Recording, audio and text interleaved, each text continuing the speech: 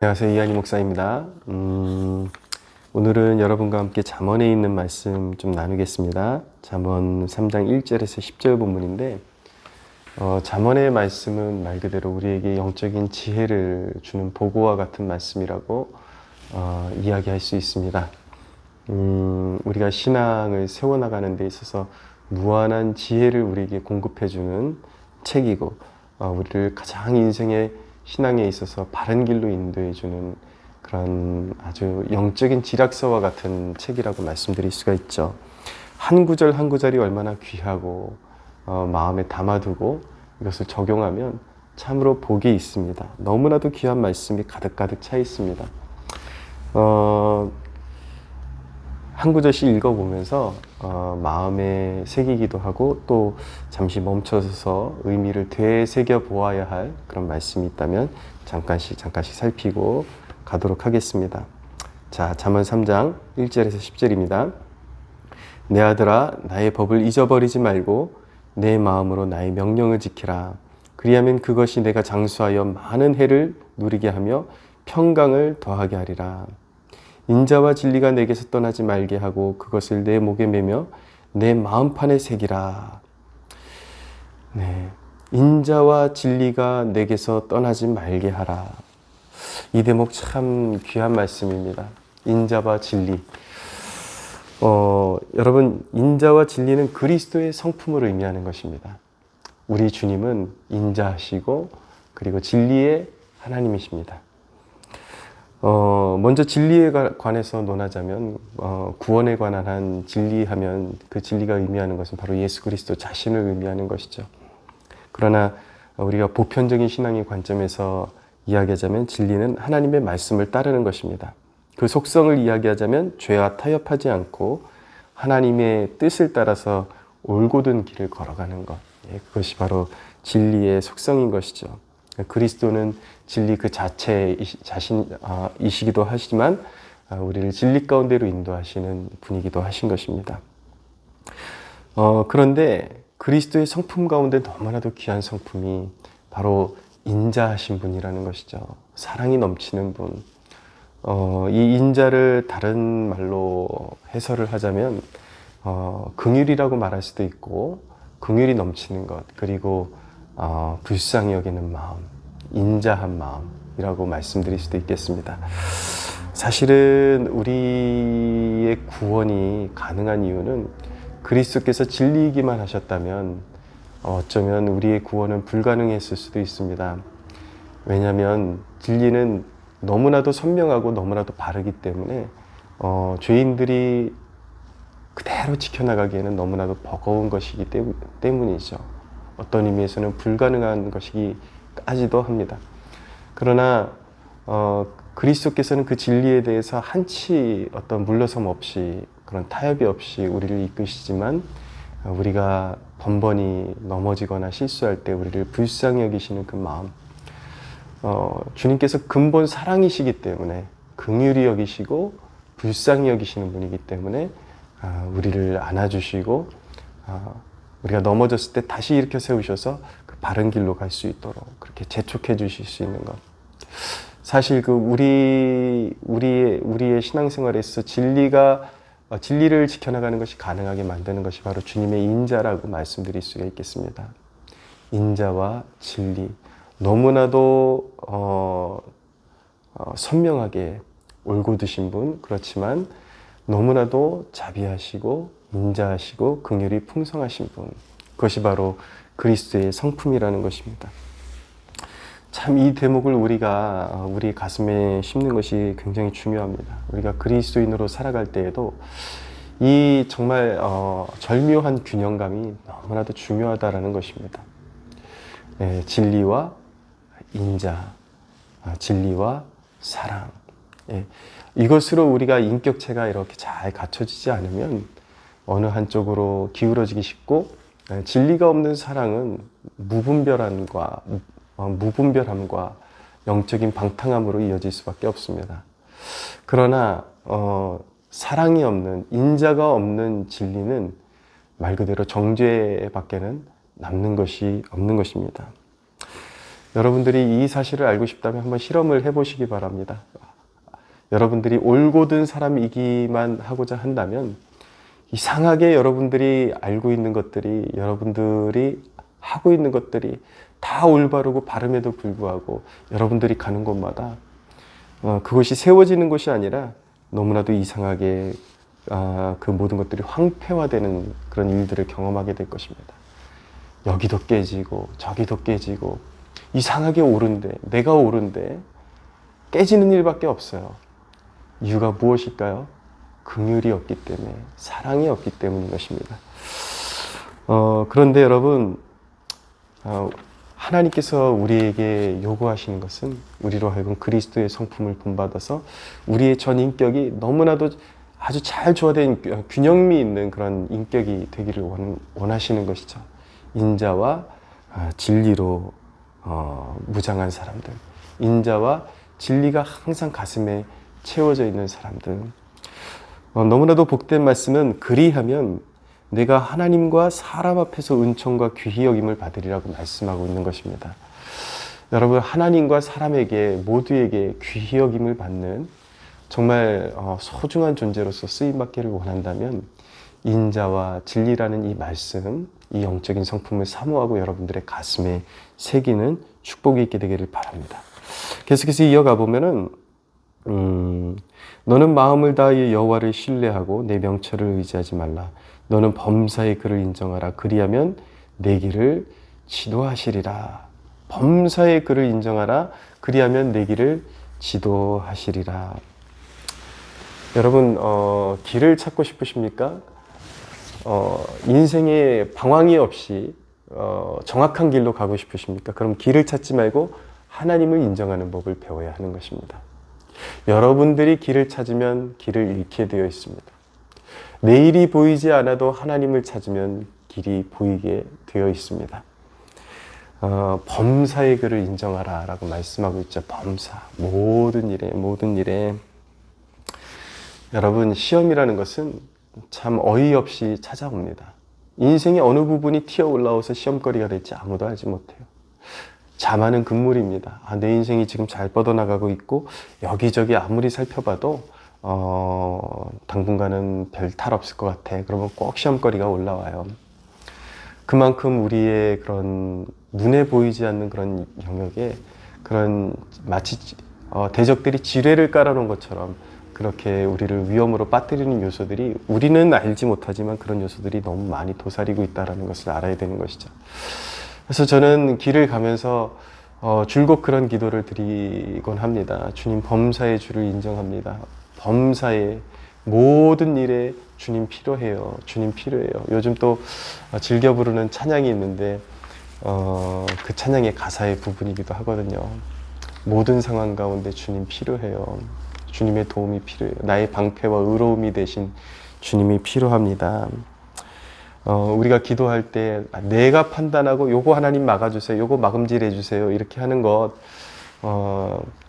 기도를 하는 것은 참 좋은 일이지만 그것보다도 더 중요한 것은 내가 볼 수 없는 영역까지 하나님 앞에 맡겨드리는 것입니다. 범사에 인도해 주세요. 내가 미처 보지 못하는 부분까지도 주님 인도해 주세요. 시험에서 우리를 건져주세요. 그렇게 범사에 하나님의 주권을 인정하고 나아가는 그 간구, 그 간구가 너무나도 중요한 것입니다. 9절에서 10절에 너무나도 소중한 말씀이 나타나고 있는데 내 재물과 내 소산의 처음 익은 열매로 여호와를 공경하라. 그리하면 내 창고가 가득히 차고 내 포도즙 틀에 새 포도즙이 넘치리라. 아멘. 너무나도 보화 같은 말씀이죠. 특별히 저는 어려서부터 너무나도 가난한 그런 목사님이신 아버님 실하에서 컸기 때문에 정말 가난하게 살았습니다. 그 우스갯소리로 요즘 저희 교회 이제 예배 끝나면은 같이 식사하거든요. 그러면 권사님 중에 한 분이 옛날 소세지를 가끔씩 해오세요. 그러면은 제가 그 옛날 소세지를 보면은 참 이렇게 뭔가 이렇게 올라오는 게 있습니다. 감동이. 여러분들 믿어지실지 모르겠지만 저보다 더 어려운 시절을 보내신 분들도 있을 수 있고요. 제가 이렇게 아버님 목회하시는 가난한 목사님 이렇게 슬하에서 자라나면서 도시락 반찬도 제대로 한번 싸가본 적이 없어서 그 당시에 가장 먹고 싶었던 반찬이 그 뭐 진짜 고기도 아니고 밀가루 반죽해가지고 만든 소세지에다 계란 묻혀갖고 싸우는 그 반찬이 너무 부러웠거든요. 그런 반찬을 보면은 너무 막 이제 감격이 몰려와요. 근데 드리고 싶은 말씀은 저와 같이 그렇게 인생에 태어나 보니까 너무 미천하고 가난하고 그랬던 사람들에게 나와 같은 사람도 살 길이 있다라는 이 소망을 주시는 이 말씀이 너무 귀한 거죠. 내 재물과 내 소산에 처음 익은 열매로 여호와를 공경하라. 이 마음이 삐뚤어진 사람들은 이 말씀이 거꾸로 있습니다. 또 내 거 뺏어가는 말씀이네. 내 거 달라는 말씀이네. 근데 여러분들의 마음의 눈을 똑바로 고정하고 시선을 바로 하고 하나님 앞에 하나님의 그 정말 선하시고 좋으신 성품을 그대로 신뢰하는 마음으로 이 말씀을 보십시오. 얼마나 귀한 말씀인지요. 저 같은 사람에게도 항상 그 하나님의 그런 채우시는 은혜가 충만하게 해주시겠다는 약속의 말씀이 얼마나 귀한지요. 내가 가진 것은 보잘것없지만 첫 소산, 그것은 11조일 수도 있고 감사헌금일 수도 있고 때때로 내가 가장 소중히 여겼던 것들 중에서 이렇게 하나님 앞에 떼어서 드리는 그런 헌물일 수도 있습니다. 근데 여러분, 내가 가진 것은 너무나도 보잘것없지만 그래도 그것을 아끼지 않고 하나님 앞에 감사하는 마음 담아서 올려드릴 때에 하나님께서 내 창고가 가득히 차고 내 포도즙 틀에 새 포도즙이 넘치리라는 약속의 말씀을 주시는 게 얼마나 귀한지 몰라요. 요즘 한간에 이런 말씀을 가르치는 그런 대목들을 보면 이 말씀의 의미를 제대로 이렇게 새겨서 가르쳐주는 그런 가르침을 찾기가 힘든 것 같습니다. 왜 그렇게 피해의식자들처럼 그렇게 가르치고 배우는지 모르겠어요. 이런 말씀 꼭 대면하면 가르칠 때 그런 소리들 잘하죠. 하나님이 가난하시냐, 돈이 없냐, 하나님이 왜 돈을 요구하냐. 이런 말씀 가지고 헌금을 가르치는 그런 이제 목사들이나 교회는 사실은 그런 이제 어떤 탐욕 때문에 자기네들 배를 채우려고 그렇게 하는 것이다. 그런 모질이들이 가르치는 가르침이 너무나도 그럴듯해 보이고 청렴해 보이고 특별히 무엇 하나 하나님 앞에 드리기 싫어하는 육신적인 세대가 각광하는 것은 어떻게 보면 당연한 일이겠죠. 그러나 이 말씀을 보면서 진짜 하나님의 마음을 느끼실 수가 있겠습니까? 우리의 부족함, 우리의 연약함을 어떻게 해서든 도와주고 더 채우시고자 하시는 하나님의 마음을 느낄 수 있겠습니까? 여러분, 당연하죠. 하나님이 무슨 돈이 필요해요. 그 사람들은 사실은 저는 교회를 사랑하는 사람들이 아니라고 생각을 합니다. 그가 얼마나 유명한 목사든지 얼마나 잘난 성도든지 상관없어요. 물론 하나님께 돈이 필요 없죠. 그러나 하나님께서 이 땅에 제정하신 하나님께서 예배를 받으시기 위해서 남겨놓으신 하나님의 성전, 하나님의 교회, 예배하는 기관, 이 땅에서 사역을 일구고 이 땅에서 예배하고 이 땅에서 하나님의 그런 하나님이 그리스도의 몸을 지탱하기 위해서는 이 땅에 물질이 필요한 거예요. 그것을 통해서 하나님께서 또 믿음을 시험해 보시기도 하시는 것입니다. 그런 용도로 하나님께서 이렇게 하나님 앞에 좋은 것들로 하나님께 바치라고 그렇게 명령을 하고 계신 것이죠. 사람들이 이런 가르침에 대해서 흔히 반박하는 내용이 저런 목사들 말 믿지 말아라. 내가 11조 잘 낸다고 해서 하나님이 그대로 돌려주시는 건 뭐 10배로 돌려주시는 것 아니다. 당연하죠. 근데 왜 그렇게 바보같이 가르쳐야 하는지 모르겠어요, 솔직히. 저는 이것을 하나님의 채우심의 완전하심의 관점에서 봐야 한다라고 생각하는데 하나님의 그 공급하심은 완전하십니다. 이 이야기는 내가 11조를 잘 내고 좋은 것 내가 월급 받아갖고 첫 월급 하나님 앞에 그대로 올려드리고 그런다고 해서 몇 갑절로 그냥 액면 그대로 돌려받는다는 것 아니고 여러분 솔직히 말씀드리면 결국 인생의 큰 그림을 보면 몇 갑절이 아니라 그 이상, 정말 그 이상의 이상을 하나님께서 돌려주십니다. 근데 이것은 하나님의 완전하심의 관점에서 보지 않으면 이해할 수 없는 대목이에요.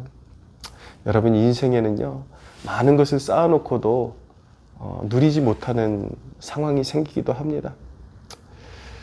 근데 많은 것이 쌓여 있는데 정작 필요한 것이 없어서 곤란함을 당하기도 합니다. 많은 것이 쌓여 있는 것 같은데 그만큼 더 많이 나가기 때문에, 그리고 다른 여러 가지 사안 때문에 골치가 아프고 그 무게감에, 많은 것들을 버는데 그 무게감에 눌려 살아야 되는 그런 일들도 생기곤 합니다.